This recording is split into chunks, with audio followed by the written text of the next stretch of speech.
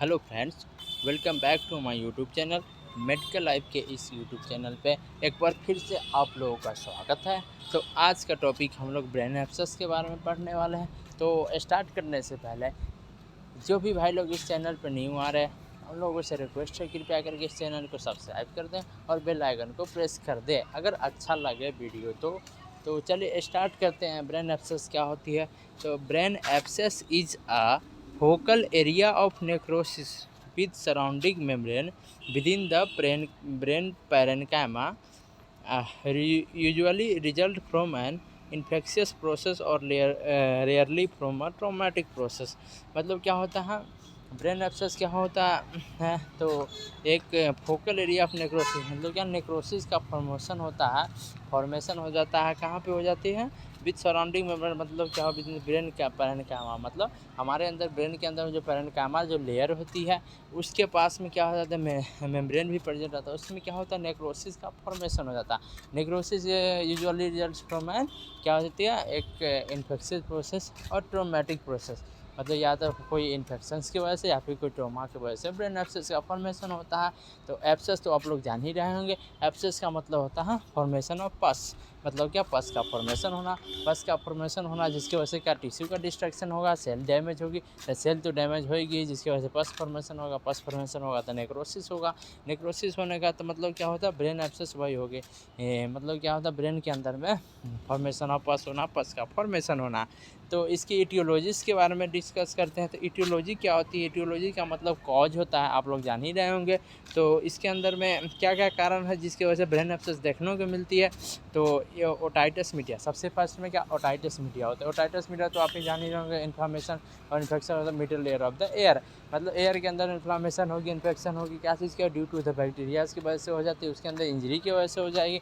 Injury की वजह से इफ द बैक्टीरिया की वजह से होगी तो बैक्टीरिया ट्रैवल करके ब्रेन तक पहुंच सकती है। तो मतलब क्या होता है? ओटाइटिस मीडिया हो जाती है। मेस्टोआडाइटिस हो गई, पारानेजल साइनस हो गया, head and neck infection, dental infection और ट्रोमा। मतलब क्या होता है? They are the some aetiology जिसके वजह से ब्रेन एब्सेस देखने को मिलती है। देन उसके बाद में क्लिनिकल मैनिफेस्टेशन की मैं बात कर लेता हूँ। मतलब क्या होता है? साइन एंड सिम्टम्स, क्या क्या चीज़ हमको देखने को मिलेगी? तो सबसे पहले हेडेक तो देखने को मिलेगी, alteration in mental status, lethargy, pain, fever and seizures. ये सब कंडीशन जो होता है, मतलब साइन एंड सिम्टम्स क्या होती हैं देखने को मिलेंगे। देन हम डायग्नोस्टिक टेस्ट की मैं बात कर लेता हूँ। डायग्नोस्टिक टेस्ट के अंदर में क्या क्या चाहिए? हिस्ट्री टेकिंग, फिजिकल एग्जामिनेशन, सारी चीज़ें मैंने मेंशन नहीं करा है, बट आप लोग में history taking and physical examination mention कर देना एग्ज़ाम में। तो सबसे पहले क्या होगा? हिस्ट्री टेकिंग करेंगे, हिस्ट्री टेकिंग फिजिकल एग्जामिनेशन करेंगे पेशेंट का। देन उसके बाद सीबीसी करेंगे, सीटी स्कैन, इलेक्ट्रोसिफेलोग्राम, एमआरआई करेंगे। देन उसके बाद में क्या चीज़ कहते हैं? इसके मैनेजमेंट की मैं बात कर लेता हूँ। तो मैनेजमेंट के अंदर anti microbial therapy is the primary treatment for brain abscess patient. मतलब क्या होता है? ब्रेन एब्सेस पेशेंट्स वाली कंडीशन में एंटी माइक्रोबियल थेरेपी जो हो जाता है वो हम कर सकते हैं। देन एंटीबायोटिक एजेंट्स देंगे, कॉर्टिकोस्टेरॉइड देंगे। तो मतलब क्या हो जाता है? देयर आर सम मैनेजमेंट्स हो जाता है that are perform in the brain abscess condition. तो इसके बारे में मैं ब्रेन एब्सेस आज का टॉपिक ख़त्म हो गया। इसके अंदर मैंने पैथोफिजियोलॉजिस्ट के बारे में मैंने मेंशन नहीं करा, या फिर और भी कोई वीडियो मैं बना रहा हूँ जिसमें मैंने पैथोफिजियोलॉजी मेंशन नहीं करा। तो पैथोफिजियोलॉजी मेंशन नहीं करने का यूजुअली बस एक ही रीज़न्स है। उसका रीज़न ये है कि मतलब कि अगर मैं बुक के हिसाब से या फिर मैं मतलब नेटवर्क की हेल्प से अगर मैं पैथोफिजियोलॉजी बनाऊँ तो उसमें बहुत रेयरली प्रोसेस होता है, बहुत लंबा होता है, जो आप लोगों का उतना समझ में नहीं आएगा। तो मेनली पैथोफिजियोलॉजी का मतलब क्या होता है? डिजीज की कंडीशन जो होता है कैसे हमारे बॉडी में अकर होती है, मतलब कैसे हमारे बॉडी में होती है। तो मतलब कैसे होता है? तो इसमें सबसे पहले हम कोई भी चीज़ पैथोफिजियोलॉजी बनाने से पहले due to the aetiological factors तो लेंगे ही लेंगे। मतलब क्या चीज़ की वजह से? मान के चलो मैंने इसका एटियोलॉजीज़ के बारे में बात करता हूँ। तो इसकी एटियोलॉजी होगी क्या? Otitis media.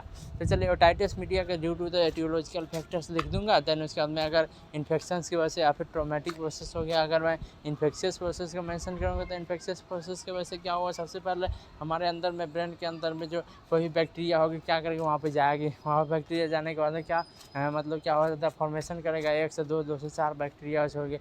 बैक्टीरिया होने के बाद क्या करेगा? वो डायरेक्ट हमारे ब्रेन के मतलब क्या पार्ट को, सेल टिश्यू उसको डिस्ट्रक्शन करेगा। डिस्ट्रक्शन करने के बाद क्या होगा, फर्स्ट का फॉर्मेशन करेगा, फर्स्ट का फॉर्मेशन करेगा तो नेक्रोसिस होगा, नेक्रोसिस होगा तो उसी को हम लोग ब्रेन एब्सेस कहते हैं। तो मतलब क्या ये जो प्रोसेस जो होता है उसी को हम लोग पैथोफिजियोलॉजी कहते हैं। तो पैथोलॉजी का यूजुअली जो होता है कोई मतलब क्या है, मतलब क्या कोई हार्ड नहीं है, लेकिन देखने में मतलब क्या बुक में बहुत ज़्यादा हार्ड लगती है, या फिर पैथोलॉजी कितने को हार्ड लगते हैं। बस पैथोलॉजी का एक ही मतलब कहने का कंडीशन होता है, उसमें वही मेंशन करना होता है जो कैसे डिजीज कंडीशन हुई है, और उसके बाद में उसको कैसे मतलब क्या चीज़ के कारण कॉज करके हमारे बॉडी के अंदर क्या अफेक्ट हुई, क्या चीज़ के अंदर में क्या प्रॉब्लम आई, तो जिसकी वजह से ये कॉज कर गया जो डिजीज कंडीशन अपेयर होगा। तो बस मेनली पैथोफिजियोलॉजी में यही मेंशन करना होता है। तो आप लोग आई होप कि इतना अगर डिजीज कंडीशन समझ लोगे तो खैर खुद से पैथोफिजियोलॉजी बना सकते हो। इसलिए क्योंकि सभी डिजीज कंडीशन का पैथोफिजियोलॉजी इतना तो याद रहेगा कि नहीं, अगर आप एक बार सही से समझ लोगे तो ऑटोमेटिक आप कोई भी डिजीज कंडीशन होगा आप बना सकते हो। तो यही कहने का मैं, इसी की वजह से मैं उतना पैथोफिजियोलॉजी मेंशन नहीं करता हूँ। और मैंने कोई दूसरे वीडियो में पैथोफिजियोलॉजी के बारे में मैंने जिक्र नहीं करा था, बिकॉज मुझे उस टाइम में मतलब क्या उतना कर देना चाहिए था। बट चलिए कोई ना, मैं नेक्स्ट वीडियो में या फिर मैं इसके लिए मैं बता दूंगा आपको। तो ठीक है, चलिए नेक्स्ट टॉपिक के साथ हम लोग मिलते हैं। तो आज का टॉपिक ब्रेन एब्सेस थे। ब्रेन एब्सेस तो आई होप कि आप लोग समझ ही गए होंगे, कुछ ज़्यादा कम मतलब कि हार्ड तो है नहीं।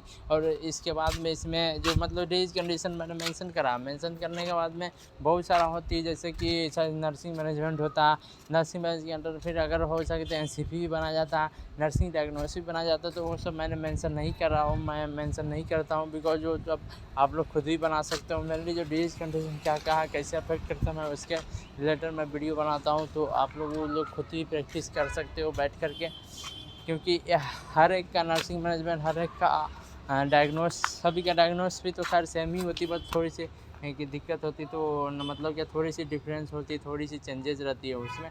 तो वो लोग आप लोग बना लेना, लेकिन मैं भी ट्राई करूँगा जो नर्सिंग डायग्नोस कम से कम मेंशन करते हर एक कंडीशन में। तो चलिए ठीक है, मिलेंगे अगले वीडियो के साथ में और बढ़िया से उसको एक्सप्लेन करूँगा। तो चलिए बाय, मिलते हैं नेक्स्ट वीडियो के साथ। धन्यवाद।